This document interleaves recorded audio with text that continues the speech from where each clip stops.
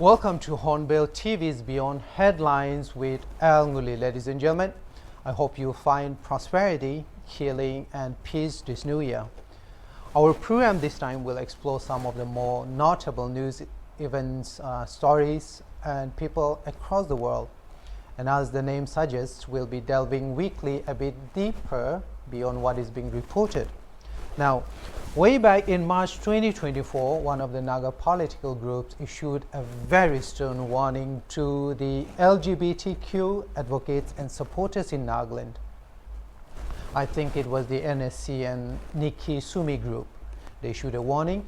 The organization didn't filter its displeasure. It straight away warned that advocates and people who support the LGBTQ community are not going to be welcome in Nagaland. Now, the Nikki group simply said, get out of the Naga areas and we are totally cool. We're cool if you don't come in here. That's what they say. Now, the Nagaland Baptist Church Council also issued a statement making it clear that it loves people. We love you, but the church is not willing to love sin and the LGBTQ cultures. So now, what provoked this swift and sharp reaction from the church, the community leadership, and even the armed Naga political groups? Now, during February 2024 in Dimapur, a non-governmental organization tried to start conversations about rights and inclusivity issues for the LGBTQ people in Nagaland. Now, that was the reason that sparked off the warning in the first place. Now, a couple of tribal organizations, they also issued statements warning its members who had attended the program.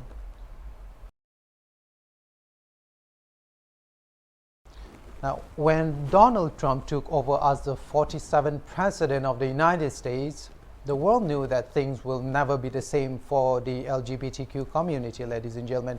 No doubt most people consider the United States the country that exported to the world more genders than biological science could comprehend. I tell you that.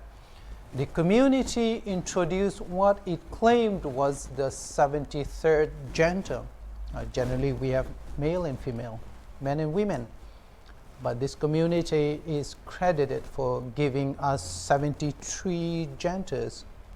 So now, in the eyes of a section of the people, there are not two, that is male and female, Adam and Eve, but at least 72 new, exceptionally defined genders. Now, as soon as the president returned, he was swift to make several significant executive decisions that impacted the gender or the non-binary individuals. Let's see some of the president's orders here. Now, the first thing he did was recognition of only two sexes, male and female. Now, on his first day back in office, Mr. Trump issued an executive order stating that the United States government would recognize only two sexes, male and female, as fixed at birth. Now, there were also restrictions on so-called gender-affirming care. This was one of the orders. Mr. Trump's orders restricted access to gender-affirming care, particularly for children, minors who are under the age of 18 years. Now, this included efforts to ban all medical interventions such as puberty blockers and hormone therapy for young people. The president then reinstated a ban on transgender individuals serving in the military.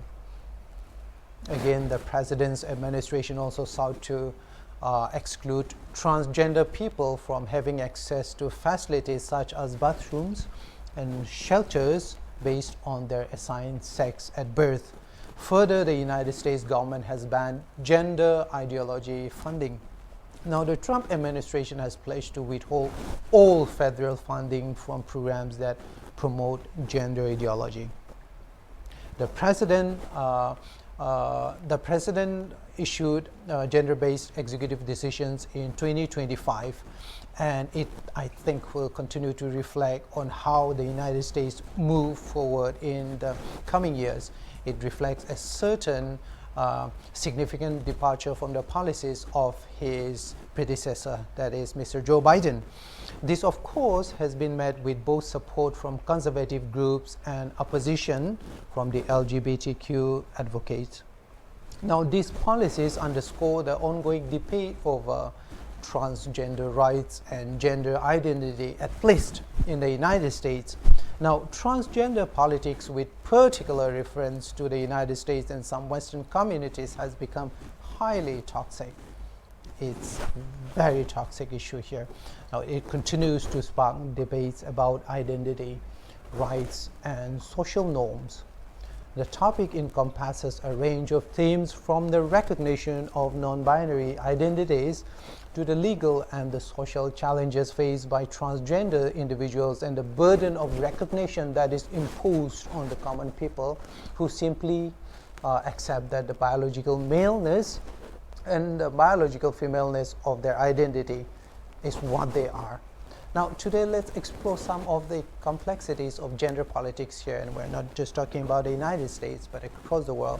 We will be focusing on some of the questions about gender identity, gender dysphoria, and the rise of gender issues, and of course the perceived negative impact that this issue is having on young people and the traditional biological gender order. First, we'll talk a little bit about gender and gender dysphoria here, ladies and gentlemen. Here's a recap. The term LGBTQ+ expands to lesbian, gay, bisexual, transgender, queer, and all other perceived sexual orientations and identities. I think you know that. Now, broadly, this includes people who claim to be sexually attracted to things and objects other than humans. These are also included. It also includes people who claim to be more than male or female, or both, or none at all, or even non-human. They are also included. Now, plus sign that you see in that term in theory is actually infinite. So that is the reason why the plus sign is given there. Anyone other than someone who traditionally identifies with a certain disposition can join in there. That's why the plus sign is given. That is why transgenderism is often also discussed mostly and generally in the context of the entire diaspora of multisexism and the gay cultures, and it's across the world. Now, remember the Japanese man who identifies as a dog and loves wearing a dog costume? I think you might have read about him in the newspapers. Or have you read about a small group of people in the United States who identify not as male or female, but disabled? They identify as handicapped, crippled. So this group of people, you can check it out on the internet, ladies and gentlemen. I'm not making this up. This group of people who identify themselves as crippled or disabled or handicapped, they literally injure, maim, or cripple themselves, and even cutting off their arms and legs. I'm not making this up. Cutting off their arms and legs to identify as disabled by choice. You can read about the girl who poked her eyes out so that she can identify as disabled.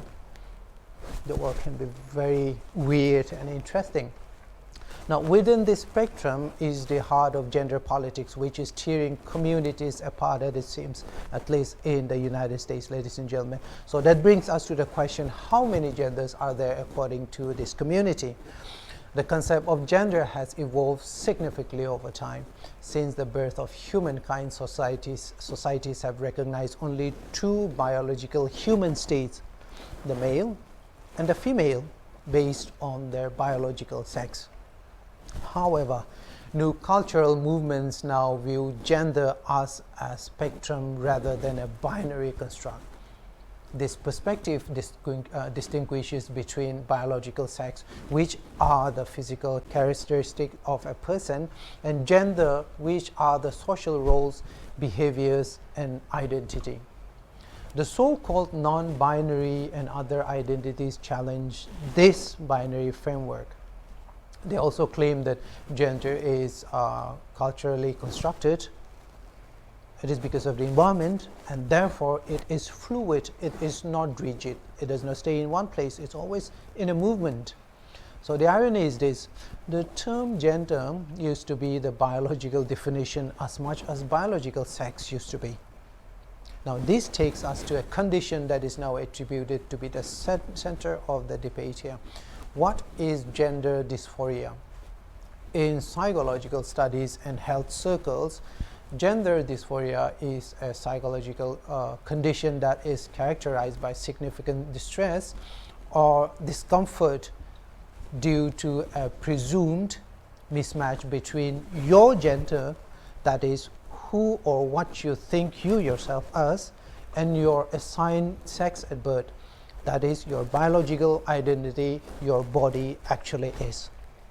Now for instance, if you have a gender dysphoria, a biological male, you theoretically will feel like a woman, and vice versa. This anxiety or distress or condition can manifest in various ways, including anxiety, depression, or dissatisfaction with your own body. Now, the American Psychiatric Association includes gender dysphoria as a mental health condition to help individuals access medical care such as counseling or even gender affirming treatments. So now we'll talk about what causes gender dysphoria. The causes of gender dysphoria are very complex, ladies and gentlemen, and multifaceted. Research suggests that it may stem from a combination of biological, psychological, and social factors in this regard. Neurological studies indicate that brain structures in transgender individuals may align more closely with their experienced gender than their assigned sex at birth. Now, there are social factors such as social expectations and stigma, which may also play a critical role in contributing to the increased distress and anxiety in these individuals. For instance, environments that are supportive and accepting can, according to studies, can significantly reduce distress for transgender individuals, while hostile environments can worsen the feeling of dysphoria, or so it is being claimed.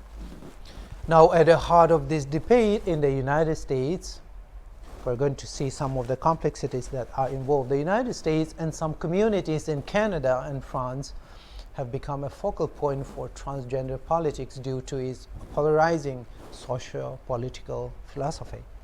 Since the 2016 US presidential election, there has been increased visibility of this issue. This has been heightened by anti-trans rhetoric and legislation, even in the governments. The key factors include, first, cultural shifts. Number one, the rise of the LGBTQ activism has brought transgender issues into mainstream discourse, especially in the media. This clash with the majority viewpoints who believe that transgender or the LGBTQ communities, the minorities, are simply people who need health interventions actually. The former believes that the latter is simply manipulating the whole idea of inclusivity and human rights arguments, using the platform of rights to legitimize their health condition. So that's the claim that's being made by people who criticize this community. Second, legislative issues. States have introduced laws targeting gender affirming care for minors, especially in the United States, restricting transgenders from participating in sports, or even limiting access to privacy spaces such as bathrooms and gender demarcated spaces, meaning, here we have for men and women's bathrooms. You don't go just anywhere just because you think you're a male or female, according to what's in your head. So that's the spaces we're talking about. Media coverage has also amplified both support for and opposition to transgender rights, and it has created a very toxic environment in this regard because of all this highlighting. Now, while the issue is deep in most Western societies, especially in the US, Canada of course, it is still a new phenomenon that communities outside the West, especially in Asia, that's us, and even Europe, Eurasia, and Africa, especially Africa, they staunchly oppose this. Now, this division reflects broader social concerns about identity politics, individual freedom, your freedom versus traditional value systems in the society.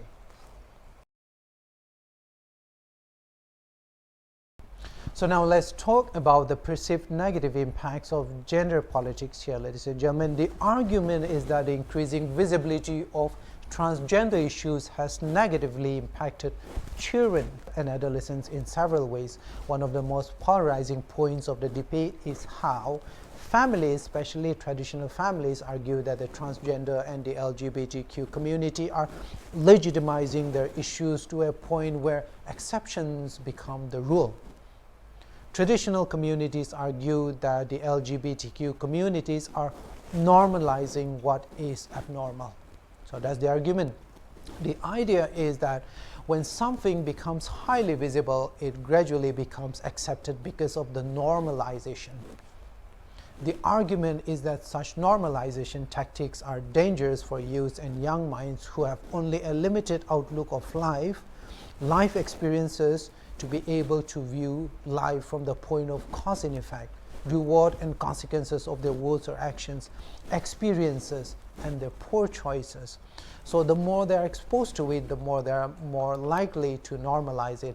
And the more they normalize it, the more the likelihood that they would embrace and practice these ideologies. Of course, matters such as homosexuality and lesbianism are again another complex issue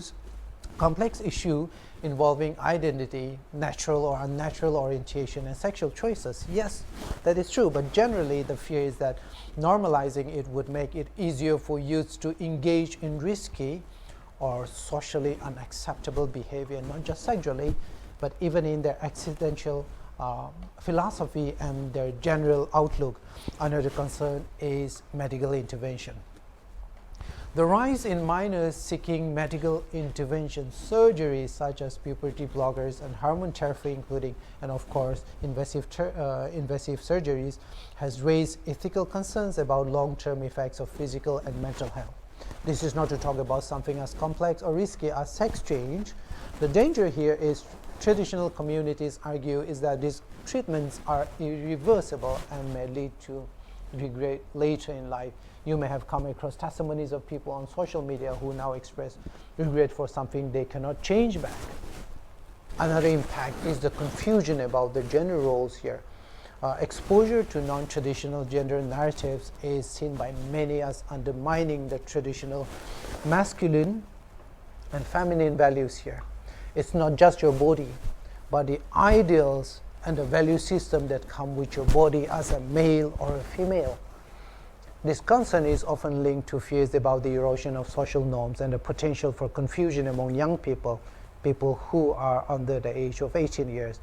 Legally, mental health risk is another. While trans advocates argue that affirming care reduces mental health risk for trans youths, critics claim that social emphasis on transitioning can worsen confusion, heighten distress, or anxiety, depression among these populations.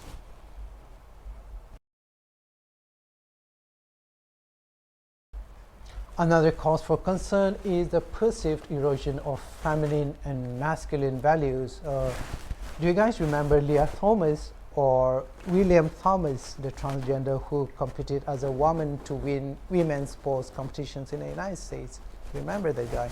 Some critics contend that transgender politics challenges traditional gender roles by redefining what it means to be male or female. Feminists, they argue that this undermines efforts to fight sexism by reinforcing stereotypes through medicalized notions of gender identity, which means equating womanhood with physical traits such as the features of the breast in women, for example. So similarly, traditionalists argue that the construction of binary gender destroys social stability that is rooted in clear masculine and feminine archetypes.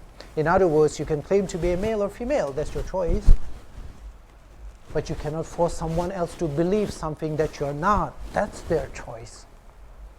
The reason is no matter what your view about things or people are, we are still governed by certain truths in life. What happens if one day a fully grown adult human identifies as a child and competes in schools cheering competition? What happens then? What are the legal imperatives for people who identify, adult people who identify as children? What happens if a human one day identifies as a lion and walks into the lion's enclosure at the zoo? That is why the world has both written and tacit rules of equality, genders, gender-based rights, and gender-based laws. Men have rights, women have rights. And with all this, society has traditions and practices that maintain that order. Another impact is the undermining of sex-based rights. The inclusion of transgender women in spaces traditionally reserved for biological women, especially in sports, for example, or shelters and welfare spaces, has sparked debates about fairness and safety for biological women. For example, reports suggest that prioritizing the feelings of transgender women over biological women can lead to conflicts in areas such as workplace, job opportunities, sporting arenas, sporting opportunities, entertainment, even in prisons and welfare spaces, especially for biological women.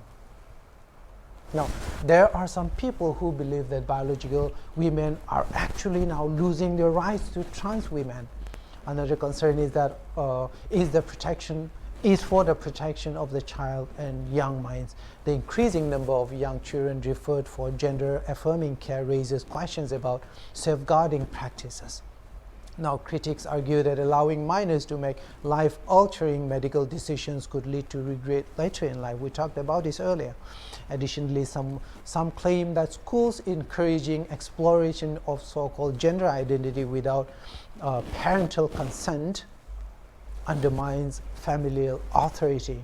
What is your pronoun? In the United States, you have thousands of pronouns: he, she, he. You can pick up any word to call yourself. Schools in most of the Western communities, some of the Western communities are facing challenges in navigating gender identity issues here, particularly in balancing inclusivity issues with parental rights. Policies allowing students to use preferred pronouns and bathrooms even have been made with both support and resistance. The debate centers on whether this accommodation promotes a safe environment for all students or whether they are just creating unnecessary confusion. In other words, there are questions if manipulating language to legitimize a person's individualist choices actually contributes anything that's actually productive for the society.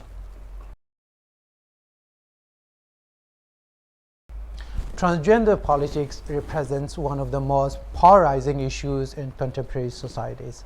Advocates view it as a fight for equality and recognition, but opponents call it a risk to values, children welfare, children and biological men and women, and the rights of biological men and women.